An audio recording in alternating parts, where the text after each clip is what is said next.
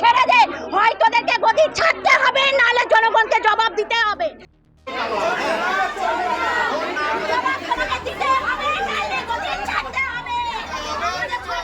অন্নপূর্ণা যোজনা প্রকল্পের আর্থিক অনুদান না পেয়ে বীরভূমের বোলপুর পুরসভায় তুমুল উত্তেজনা ছড়ালো। বৃহস্পতিবার এই ঘটনার প্রতিবাদে পুরসভার সামনে বিক্ষোভে সামিল হন বিভিন্ন ওয়ার্ডের বহু মহিলা। পরিস্থিতি এমন পর্যায়ে পৌঁছয় যে ক্ষুব্ধ উপভোক্তারা পুরসভার এক্সিকিউটিভ অফিসারের দপ্তরের সামনে জড়ো হয়ে তাকে দীর্ঘক্ষণ ঘিরে ধরে বিক্ষোভ দেখান এবং সমস্যার দ্রুত সমাধানের দাবি জানান। বিক্ষোভকারী বাসিন্দাদের মূল অভিযোগ, যারা অনলাইনের মাধ্যমে আবেদনপত্র জমা দিয়েছিলেন তাদের অধিকাংশেরই ব্যাংক অ্যাকাউন্টে ইতিমধ্যেই প্রকল্পের টাকা পৌঁছে গিয়েছে, কিন্তু যারা পুরসভার ভরসায় অফলাইনে ফর্ম জমা দিয়েছিলেন তাদের কারো অ্যাকাউন্টে এখনো পর্যন্ত কোনো টাকা ঢোকেনি। বাসিন্দাদের দাবি, ফর্ম জমা নেওয়ার পরেও কেন অফলাইনের আবেদনকারীরা বঞ্চিত হলেন তার স্পষ্ট জবাব দিতে হবে পুর কর্তৃপক্ষকে। কি হয়েছে, আমরা 5 তারিখে অফলাইনে পৌরসভায় ফর্ম জমা দিয়েছি, আমাদের এখনো অবধি টাকা ঢোকেনি। যারা অনলাইনে 27 তারিখে ফর্ম ফিল আপ করেছে তাদের টাকা ঢুকেছে। অফলাইনে যখন টাকা ঢোকাবেই না তাহলে ফর্মের ব্যবস্থা করেছে কেন? আমাদেরকে বলতে পারতো, আমরা অনলাইনে ফর্ম জমা দিতাম। আমাদের বক্তব্য, সবাই যখন পেয়েছে আমরা কেন পাবো না? যারা যারা অফলাইনে ফর্ম দিতে একজনও টাকা পায়নি, কেন সেটা? তার আমাদের প্রমাণ চাইছে। তারা ওরা বলছে আমরা পোর্টালে নাম তুলেছি, 7 দিন সময় চাই, 10 দিন সময় চাই, আমরা সময় দেবো না।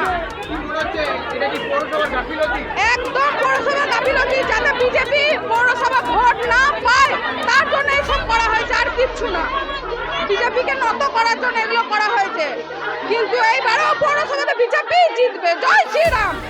কোথায় এবং কী কারণে এই গাফিলতি বা ত্রুটি হয়েছে তা অবিলম্বে তদন্ত করে দেখে বঞ্চিত উপভোক্তাদের প্রাপ্য অর্থ দ্রুত মিটিয়ে দেওয়ার দাবিও জানিয়েছেন তারা।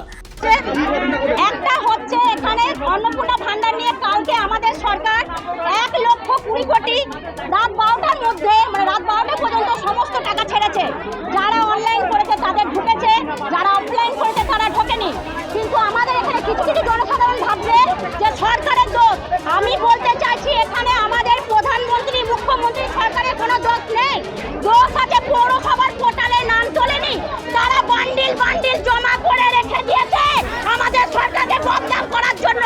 তার জন্য বলছি, তোরা গদি ছেড়ে দে, হয় তোদেরকে গদি ছাড়তে হবে, নাহলে জনগণকে জবাব দিতে হবে। জনগণের মাথায় ঢোকানো হচ্ছে এই সরকার ভালো নয়, এই সরকার 5 বছরের মধ্যে পাল্টে যাবে। আমি বলছি এই সরকার 50 বছর রাজত্ব করবে, এরপর 100 বছর রাজত্ব হবে, তারপরে যোগী আসবে, হিন্দুত্ব সংগঠন হবে, হিন্দু রাষ্ট্র হবে। আমাদের শ্রীরাম আছে, ছিল, সারা জীবন থাকবে।